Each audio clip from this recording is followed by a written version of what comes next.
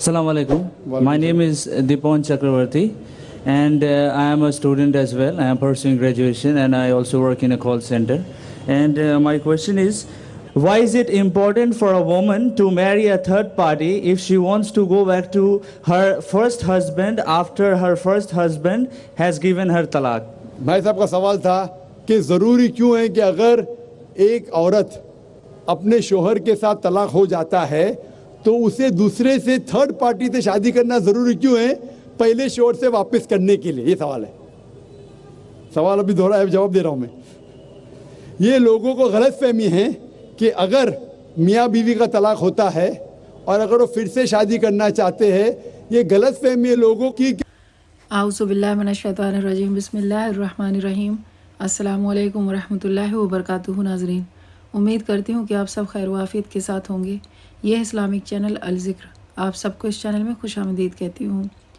आज की वीडियो में हम देखेंगे कि हलाला क्या है और हलाला करना क्या जायज़ है और कुरान और सुन्नत के मुताबिक हलाला किस तरह से किया जा सकता है। आइए जानते हैं आगे की इस वीडियो में। उसको तीसरे से शादी करना फ़र्ज है।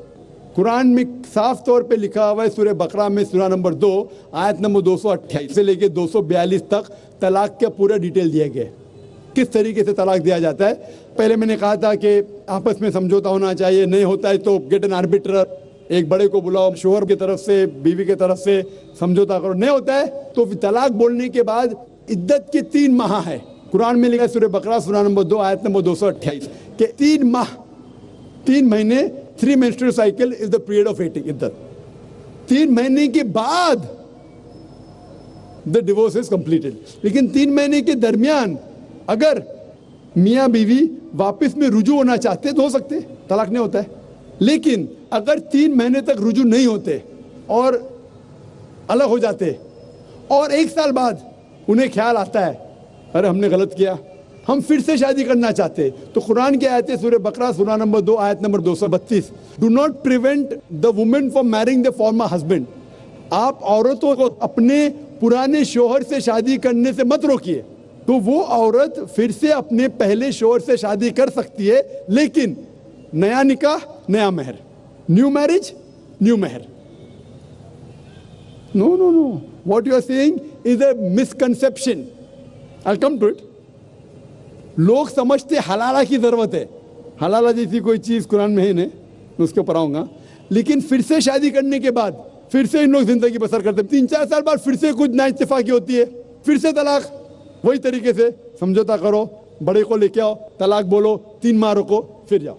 फिर से 2 साल बाद याद आता है नहीं वापिस से रहेंगे, फिर से शादी कर सकते, फिर निकाह, फिर महर, फिर से झगड़ा होता है। फिर तीसरी बार अगर तलाक होता है तो अल्लाह ताला फरमाते सूरह बकरा सूरा नंबर 2 आयत नंबर 230 में कहते कि तीसरी बार अगर तलाक देंगे तो फाइनल। इसके बाद आप फिर से मियाँ बीवी ने, जब तक आप थर्ड को नहीं मैरी करें। इसमें क्यों? ये शादी ब्याह गुड्डा गुड्डी का खेल थोड़ी है। बचपन में गुड्डा गुड्डी का खेल में शादी करो फिर से तलाक दो, एक दिन में 10 बार शादी कर सकते, बराबर ना? ये जिंदगी गुड्डा गुड्डी का खेल थोड़ी है। 3 महीने लगता है तलाक के लिए, इतना टाइम लगता है। प्राइवेट मीटिंग, फिर बड़े लोग से मीटिंग, फिर 3 माह, फिर जुड़ो प्यार से, एक दूसरे पे कीचड़ मत उछालो, फिर शादी करो। मैंने मेरी जिंदगी में किसको भी नहीं देखा जो सही तरीके से तीसरी बार तलाक हुआ, मैं देखा नहीं अभी तक के। 1 बार हुआ देखा होगा, 2 बार, तीसरी बार तो देखा ही नहीं मैं। ये अगर आप गुड्डा गुड्डी का खेल करते तो फिर 1 बार आपने रिजेक्ट किया, 2 बार रिजेक्ट किया, 3rd बार फाइनल, फिर आप दूसरे से शादी करो। आप प्लान नहीं कर सकते, आप दूसरे से शादी करो और रो। और फिर पता लगा आपको मैं पहले शोहर से नाराज थी, सिर्फ दिन में 6 घंटा देते थे, ये नया शोहर तो 2 घंटा देता है, तो पहला वाला अच्छा। नो, दाल आटे का भाव मालूम पड़ेगा। मेरी माँ मुझसे कहती थी मार्केट जाएंगे तो दाल आटे का भाव, दाल और आटे का भाव, आप समझे ना? तो हो सकता है क्या, मालूम पड़ा मैं मेरे शोहर से झगड़ा करती थी, वो बीवी कहेंगी, मालूम पड़ेगा नया शोहर तो पुराने वाले से बदतर है, आप समझ रहे ना? और फिर अगर नए वाले से डिवोर्स हुआ, सेम तरीका, आपस में समझौता, प्लानिंग नहीं। अगर प्लानिंग करेंगे कि एक रात तुम्हारे साथ सोऊंगा और फिर तलाक देना, ये हराम है, आप समझ रहे ना? ये कुछ लोग करते हैं, मैं जानता हूँ मुस्लिम माशरे में वो हराम करते।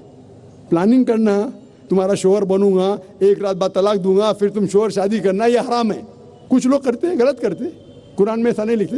तो अगर तीसरी बार तलाक के बाद या पहली तलाक के बाद भी, पहले बार तलाक दिए, दूसरे से शादी किए, फिर पता लगा सही नहीं, तो वापिस जा सकते।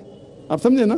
तो ये जो है ज़रूरी है थर्ड पार्टी के पास जाना, अगर 3 बार सही तरीके से तलाक हो तो इस्लाम में इतनी छूट है माशाअल्लाह, और इतना सही मजहब है, it's the most practical way of life. Hope that answers the question. जी नाजरीन, आपने इस वीडियो में देखा कि हलाला का क्या मायने है और कुरान में हलाला का तरीका क्या बताया गया है, तलाक का तरीका क्या है।